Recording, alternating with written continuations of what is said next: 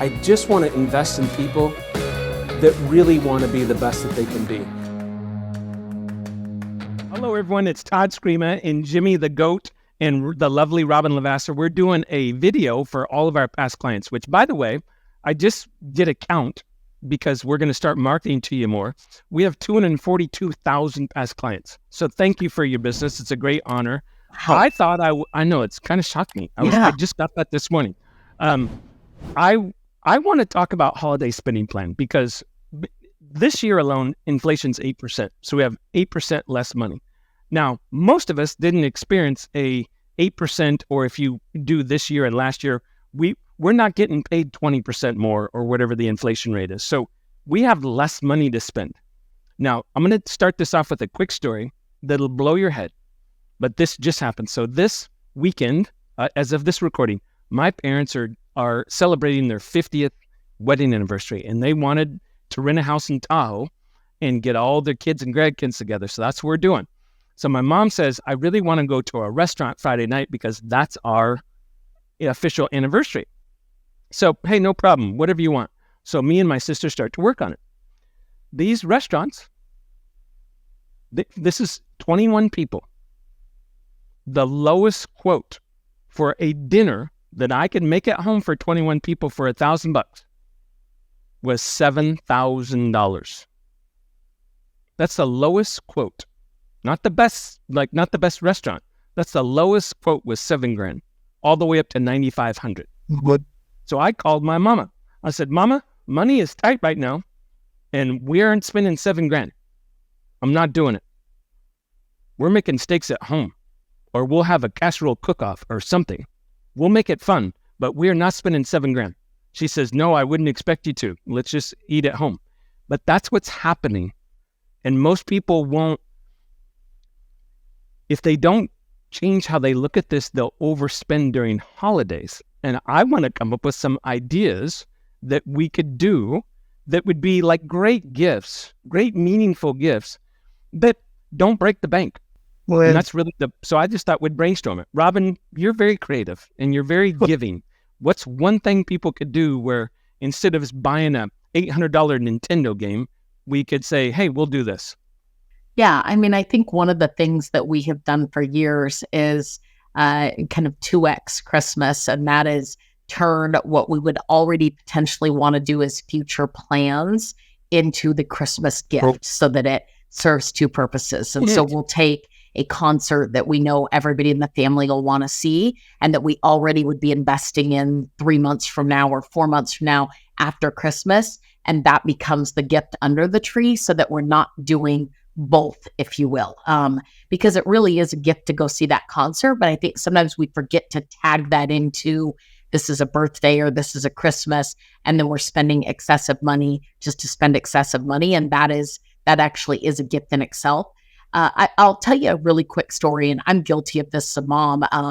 I think that some of us have different love languages, and for some, gifting is something that feels really good to people, and is kind of even a status, if you will, of how much you love somebody. A lot of people put a lot of value in giving somebody something super nice, and I've been guilty of that, especially as a mama.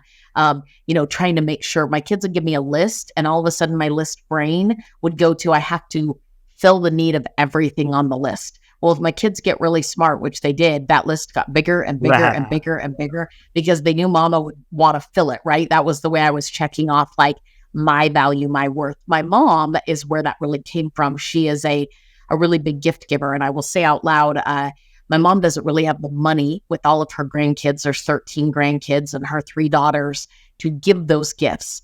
But to her, it matters. What's funny is, and I think we've all seen it before, have you ever watched your kids open a bunch of gifts and they don't even know who gave them what, which ones came from Santa or mom or dad, or which one came from grandma and grandpa? They don't remember the next day, any of it. Like, it really didn't matter if there were 5 wrapped presents or one big moment. And so what I would say to that is take a minute and maybe challenge each other to draw names and keep a limit on all of your gift giving. That's a great way to do it, and see how creative you can get within the limits. And then maybe, like I said, the experience has been a big win for us on the family to not overspend at Christmas. We have a really big family. It's easy to let it run away from you. And once I put some bumper rails in place, it's been much more enjoyable and actually much more connective on Christmas morning when there's just not, hey, I got you everything on the list. Go ahead and unwrap it, if you will. Jimmy, what do you got? Nothing compared to those two ideas. I can tell you that. Jeez, those are really good. That was a good one. Real bad. I got some stuff. $333 per person for that meal. That's Morton's, bro. That's more than Morton. That's Morton's with a fine bottle of wine. You know what's weird about that idea is, like, we see the economy and what it's doing, I think, before everybody else. And the habits of people haven't changed to match the economy yet. So if you don't get anything else from this video, I'm telling you the habits of people spending has not matched the economy, and that's why we're seeing credit card debt go up. So the only thing I would tell you is this, is before the holidays start, like before Thanksgiving, maybe before Halloween, but maybe just right after Halloween, I would sit down with your partner, your spouse, and write down a list and put a limit on it. And fill the void if after you do that. Like, don't decide what you're going to get them before you decide how much you're going to spend. Decide how much you're going to spend before you go get them something. And if you feel disconnected or a void from that, I would plan group events during the holiday. Like, some of my best memories are, this can sound weird, making apple pies with my mother. I can make damn good apple pie, I'm telling you right now, because my mom... Jimmy, I've never made a pie in my life. I'm so jealous. I'm going to come to your house. The crust is flaky, girl, and it is shiny. It is good.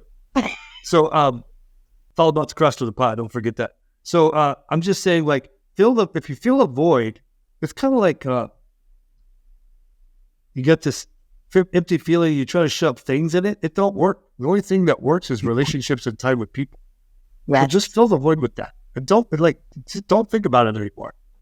Yeah, have a no-tech Christmas, right? Put down your phones and play major amounts. Maybe everybody trades a board game and then you spend the whole day playing board games. What a cheap gift that you would create beautiful memories around, right? Like there's so many ways to do it. Jimmy, you're exactly right. From baking to movies to, I mean, I'm a Christmas caroler, so I would Christmas carol all day long.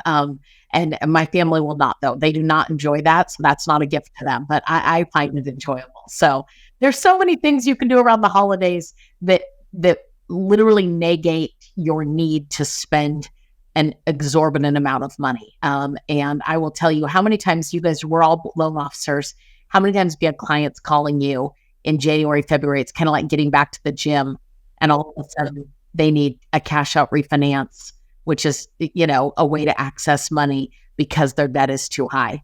And this podcast is meant to add value to you so that you maybe pause for a minute and go, you know what?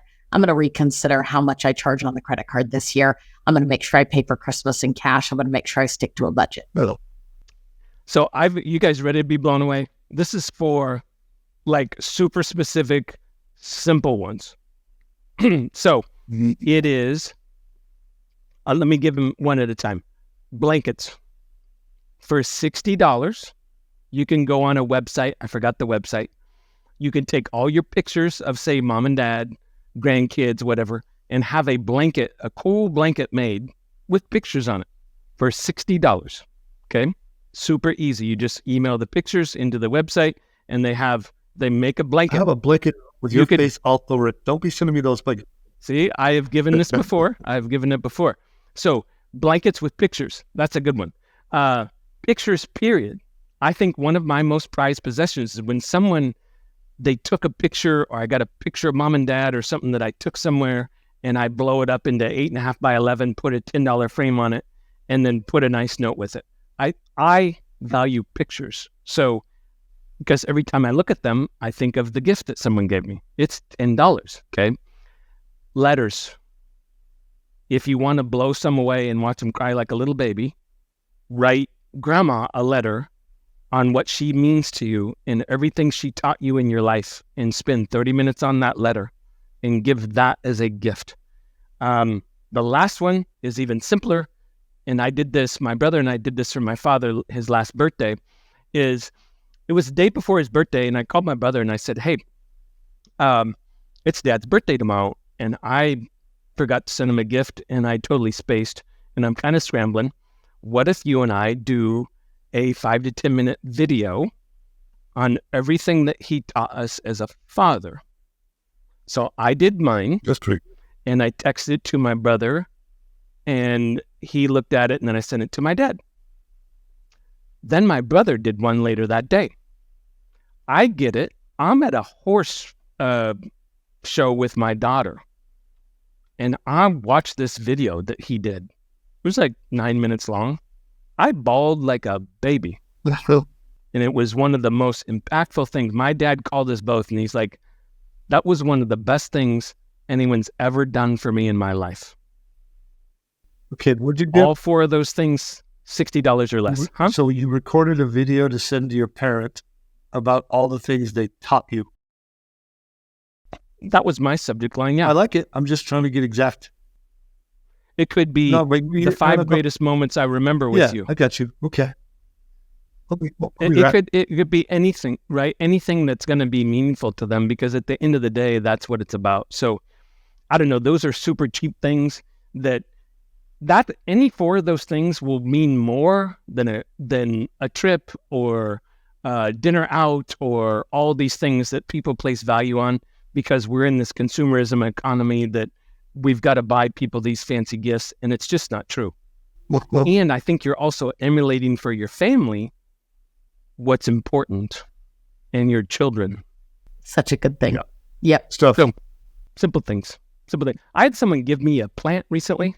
This is a true story. I was telling her, hey, I really want some live plants.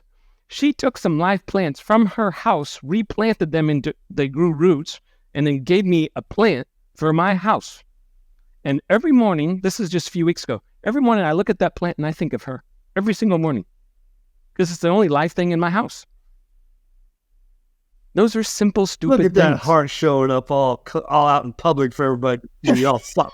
Come on. Oh, yeah. I do have a soft Look at spot. that. I have a soft spot. kill all plants. So you make the faux plants all day long. That's awesome.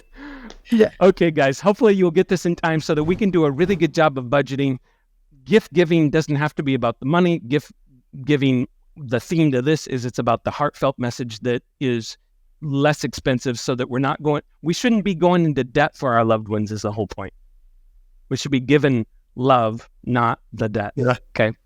Hope you guys enjoyed it. Jimmy, Robyn, thank you very much. Bye, guys. Have a great month.